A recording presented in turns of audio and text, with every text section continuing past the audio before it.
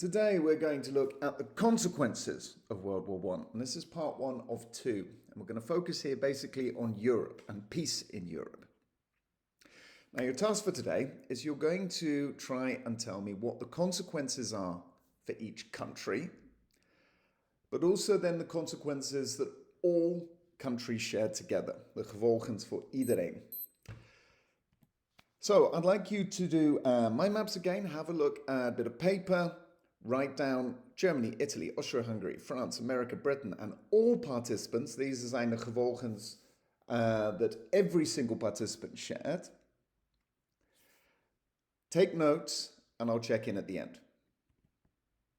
All right, quick recap. How did we get to armistice, that's the wapenstil, on the 11th of November 1918? So let's go through this very quickly. So why did the Central Powers lose?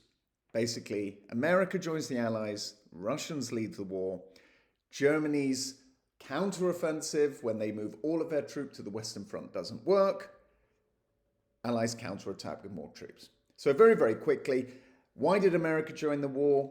Because of unrestricted submarine warfare, because of the British blockade, because the Americans were given a kind of opportunity due to the Zimmerman telegram where Germany proposed an alliance with Mexico, where Mexico helped Germany. They could get parts of America. So ultimately, in 1917, it led to America declaring war on Germany and sending lots of new, fresh troops to Europe. Now, also in 1917, the Russians leave the war. There's a big revolution. We can't go into it now, but the consequences was, in 1918, the Treaty of Brest-Litovsk, Russia's out the war. Germany sends all of its troops over to the Western Front for the spring offensive. They try to break through. It doesn't work. Mainly because German soldiers are essentially exhausted. The Allies have got lots of more troops from America. And when the Germans try to leave their trench, push forwards, they're then exposed. When they don't break through the Allied lines, they lose. Germany's allies stop fighting. And while many in the German military want to continue the war, civilians and people in the government say, no, enough, this is the end, and they surrender. So here we are, 11th of November 1918, Kaiser Wilhelm III to the Netherlands, the war is over. Now, this has been a hideously costly war. Pause on this page. This gives you an idea of just how many people died. Some countries, the cost was enormous. The amount of money they spent, how many people were wounded, how many people died. Take a moment.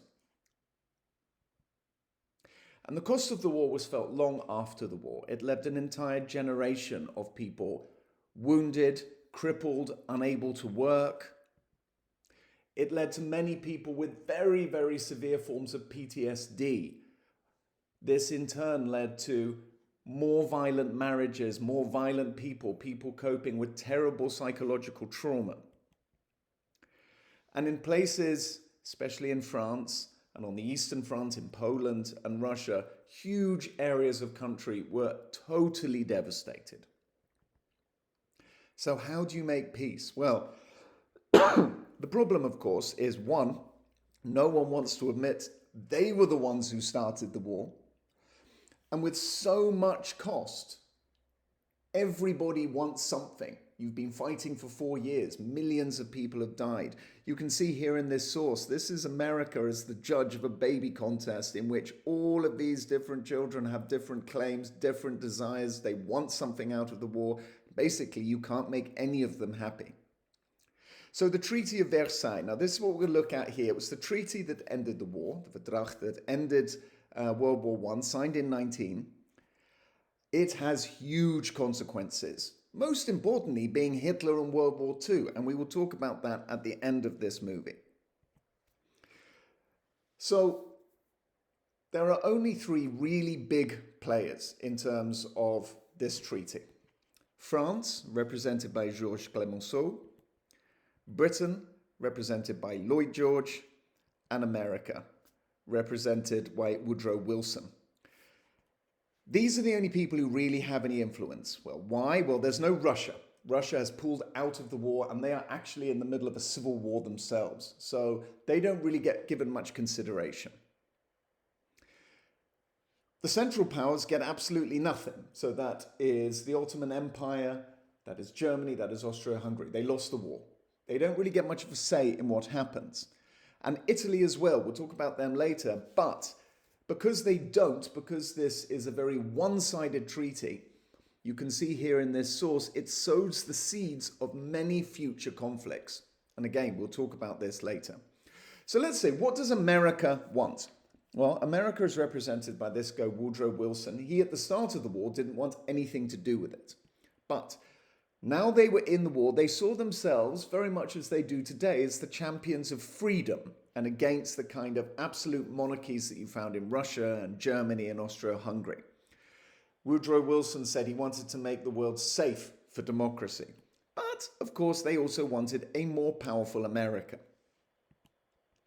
Wilson had 14 points, and these basically were a very important part because America, as it was not exhausted like the other powers were, it didn't have its country devastated, far fewer of its soldiers died, it was basically more powerful at this point and had the ability to have more influence.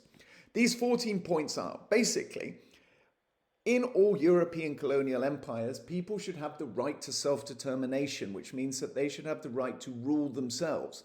Not very popular with Britain and France. There should be agreements and treaties in European countries so that future wars would be more difficult.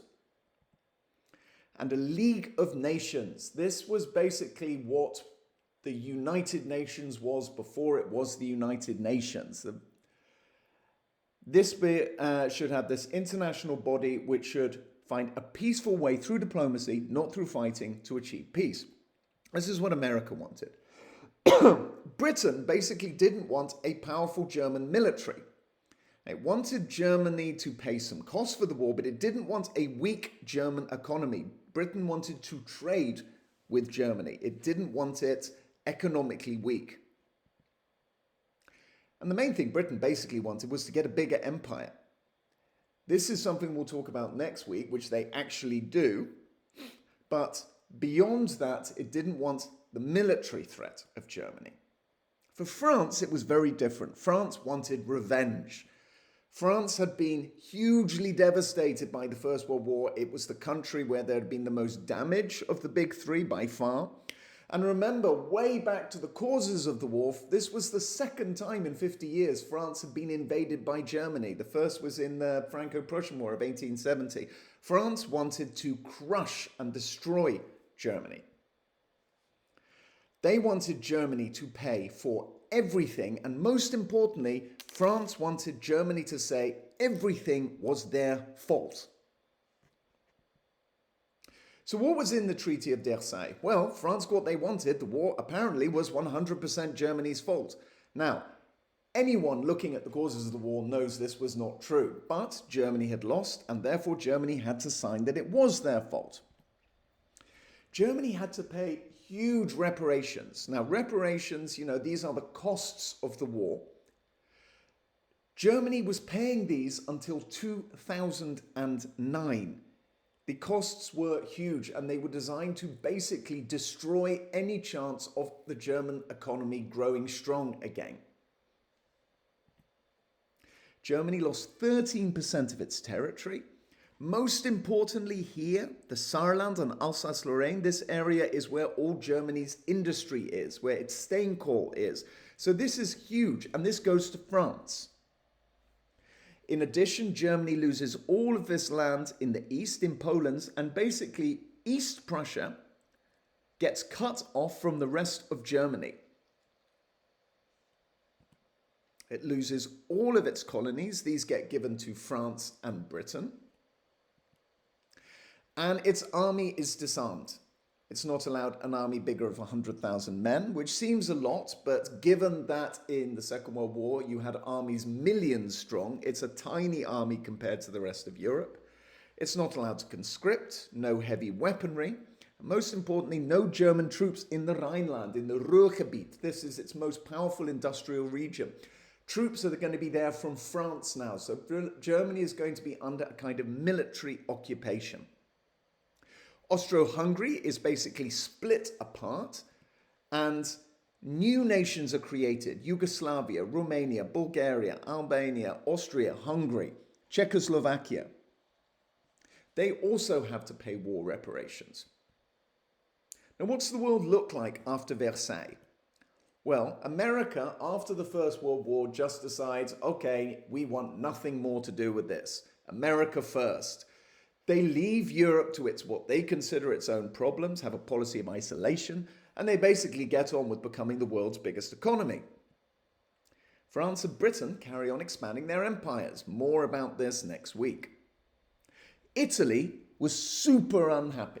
It had fought hard in the war, and all it gained was a tiny territories here in the north and a little bit here along the coast. It had been promised an empire in Africa so that it could become a big world power. It got none of that. Germany was really, really unhappy. There was economic, political, social devastation. Millions had died, and at the end of it, they were told it was all their fault and they had to pay for the costs of it. There became an idea, especially among ex-soldiers, that they had been stabbed in the back, betrayed by politicians, and also by a Jewish conspiracy. This will become really important later on. And on top of this, from 1918 to 1920, there was a flu pandemic. You think at the moment corona is bad? Between 1918 and 1920, 500 million people in the world got infected with a new kind of influenza. And between 20 and 50 million people died. We think more than World War I. So, spoiler alert, this doesn't turn out well. People at the time realized that this treaty was going to lead to huge problems. You can see here in this cartoon from 1919, the 1940 class, children who in 1940 would then be of fighting age, are going to be fighting because of this treaty. It predicted essentially World War II. And to show why, 2 World War I soldiers, this guy here with the big moustache, a little Adolf Hitler, this guy here, Benito Mussolini. In 1920s, they start up fascist parties in Italy and Germany and basically start World War II. Now, next time we're going to look at what happened to the rest of the world. Finish off your notes, show them to your teachers, and then they'll tell you what you have to do next.